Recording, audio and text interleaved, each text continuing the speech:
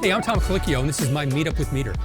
So today, I'm calling this Rolling with MEATER because we're doing 3 different meats. We're doing rabbit, we're doing lamb, and we're doing pork, all boned out and then all going to be rolled up, tied, and roasted. Originally, I was going to do 3 separate dishes, but as we started cooking them, and I realized I can use 3 different probes and hook it up to the same phone, and you can actually track each 3 cooks. Did a great job of showcasing not only that you can track 3 things at one time, but then also when we talked about carryover cooking and then the idea of resting, the MEATER does that for you. So not only are you learning dishes, but you're really learning how to cook, and you know the MEATER does that. This is the rolled pork loin. Now we took a pork loin, cut it into like 3 pieces, so it's just, a smaller piece. Also, we get whole animals, so you see this is actually from a pretty, a smallish animal. It's the eye itself is not this big monster, eye, but this is like the perfect size for the porchetta that we make.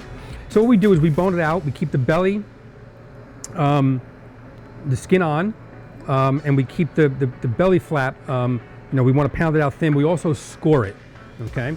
And then we're going to give it a good amount of black pepper.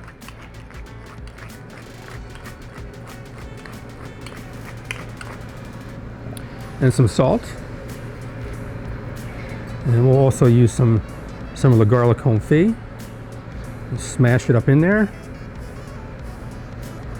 This is one of these pantry items I always have, both in the restaurant at home. I mean, you can make it, you just peel the garlic, put it in oil, olive oil, you can use duck fat, and very, very, very slowly cook it till it's soft, and then put it in the refrigerator. And as long as you don't stick your fingers in there, it'll last a long time. And so we have salt, pepper in there. I like to use some fennel seed. I don't have it here, but there's fennel seed in the sausage, and I'll show you that in a second. Some rosemary. Now, this is one of these things, you could just roll this up, and it's a pancetta, it'll be fine. I like to put some sausage in there, again, because we use whole animal, so I have a lot of other parts of the animal that we can grind up to make sausage, like the shoulders. And we just lay some of that right next to the loin. And then we're just going to roll it up. And that's it. Now at this point, we're just going to tie this up. I have my string. I just like to put this on the ground. The string's not on the ground, it's just the bottom of it is. You can put it in a bain-marie if you want, but it's just an easier way because then the rope comes around my shoulder, the string around my shoulder, and it's always in my left hand. So my right hand is doing all the work. So I want it going from left to right. Just makes it easier. And it's the same tie, up and under, double hitch knot, snug it down, tie it off. Same thing here.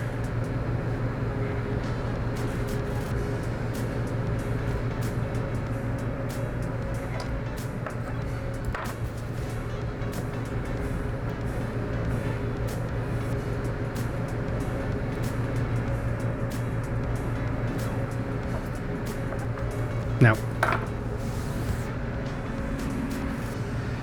for this pork dish, we'll do something. We're going to roast this, but we're going to do something a little different. Now, I've seen this done on bellies, laid flat, so I thought I'd give it a shot and try this for the pork loin, for the porchetta, and it works really great. So what we do, a lot of salt here. So we take our cast iron, put a layer of salt on the bottom.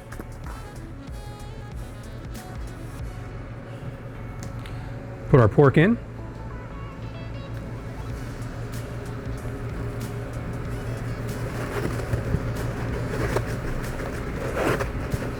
Make it snow. 1 box. We want the entire thing covered in salt.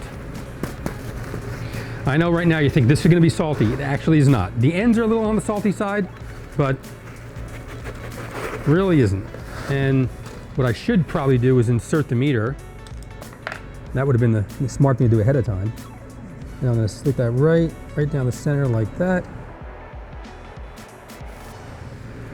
And we're going to keep going. We just bury this in salt.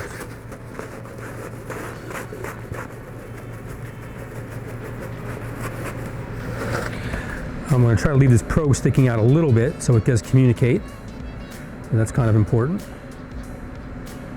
And leave a little notch for it. There we go. That should work. And then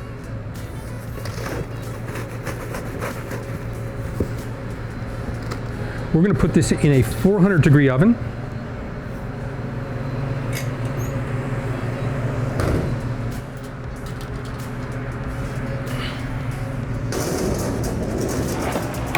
Most kids have done this, you know, it rains and there's a mud puddle somewhere and you make a mud pie and it's kind of like, you know, you're a kid, listen, you're a kid, you're like, you know, 6.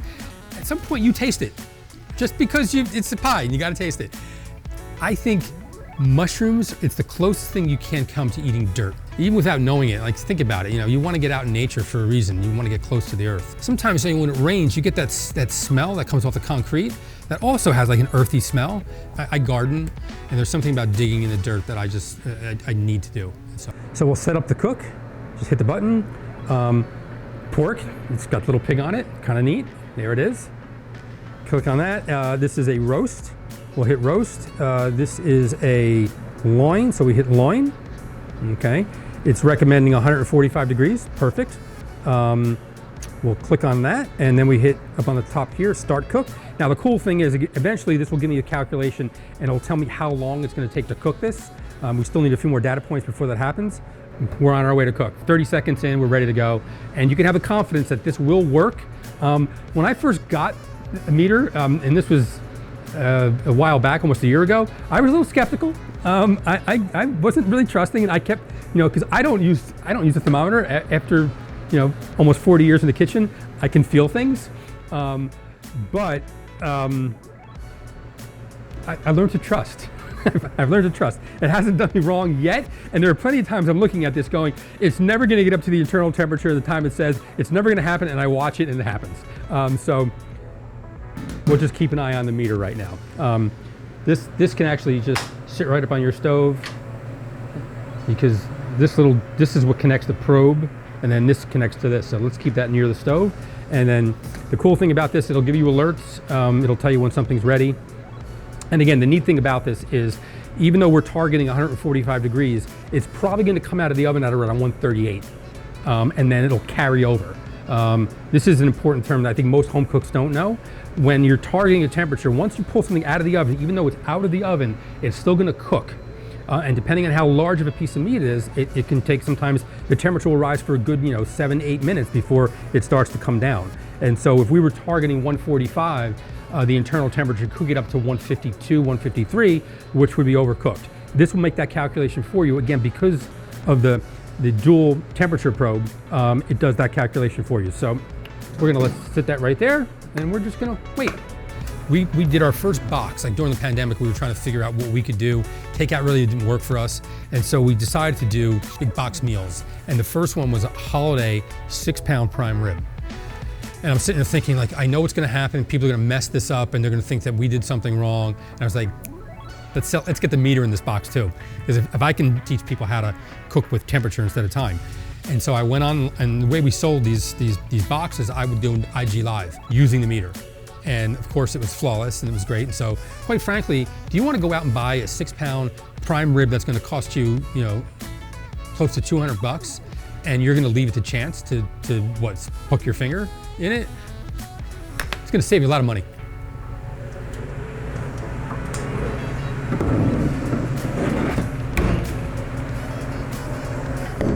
Look at that, our pork is in there. Let's get a plate, get rid of this and this.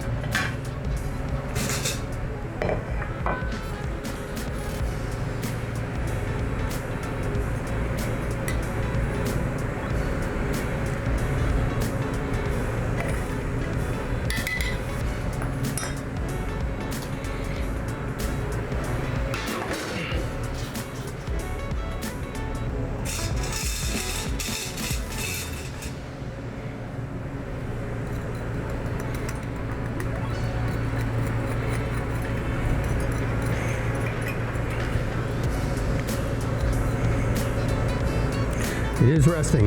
Now it's telling me it's going to take 16 minutes to rest this. I believe that. So it's...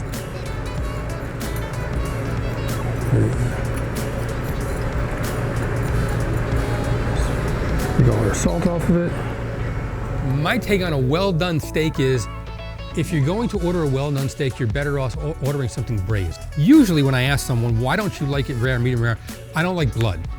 Let's clear this up for a second. There's no blood coming out of meat. What you're seeing are just the juices, and you're seeing pigmentation.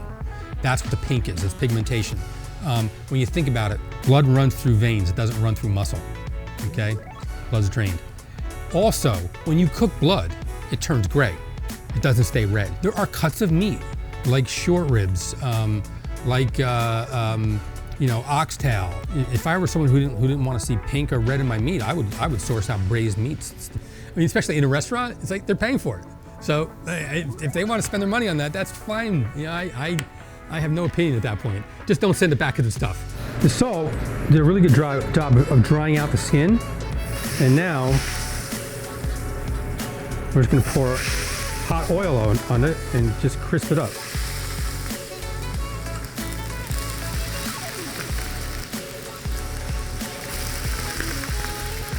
So what we're doing is actually creating crackling.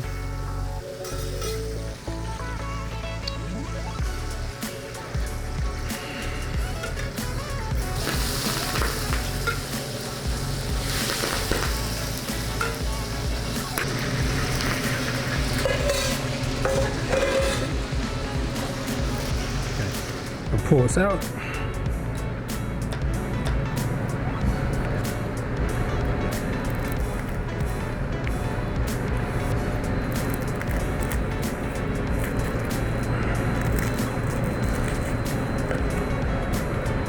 There we go.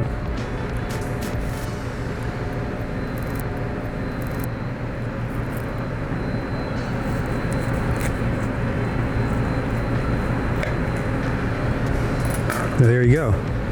There's our pork loin. You can see it's nice and moist and juicy. Got the sausage cooked. That's pretty tasty.